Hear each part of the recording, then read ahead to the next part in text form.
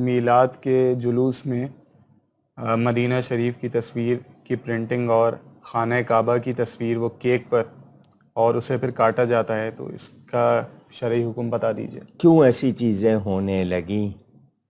کون ہیں وہ لوگ جو اس طرح کرنے لگے کہ اس پہ حضور کا نام لکھا ہو یا اس کو بنایا ہو اس طرح؟ یہ کیک کاٹنا کن کی رسم ہے؟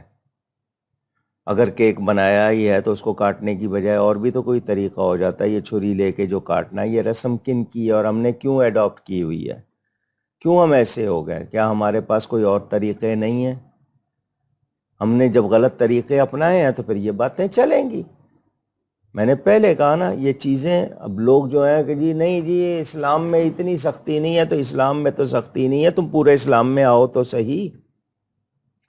آپ جو کچھ کر رہے ہیں وہ ہر چیز کو آپ اسلام بناتے جائیں گے تو وہ غلط ہوگا۔ جو چیز ہاں جس کا ثبوت موجود ہے، جس کے حوالے سے ہو سکتا ہے، پھر یہ جو کر رہے ہیں اس طرح، اب مثال کے طور پر کسی نے ماڈل بنایا ہے، اب وہ ماڈل کو توڑ رہا ہے تو پھر کیا حکم ہوگا؟ یا تو ہوتا ہے نا کہ اس کو فولڈ کر کے رکھنا ہے، سنبھال کے رکھنا ہے، ادب سے رکھنا ہے، وہ صرف وہ بعد میں پھینک دینا ہے اسٹور میں اور اس دن بلا کے صاف کر کے لگانا ہے۔ تو یہ چیزیں کیوں؟ اگر آپ سے ادب نہیں ہوتا تو پھر آپ یہ صرف نمائش کیوں کرتے ہیں؟ دعویٰ عشق رسول کا ہو اور ادب نہ ہو۔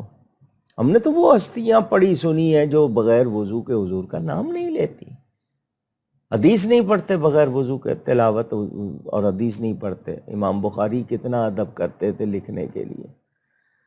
اللہ تعالیٰ ادب کی توفیق دے۔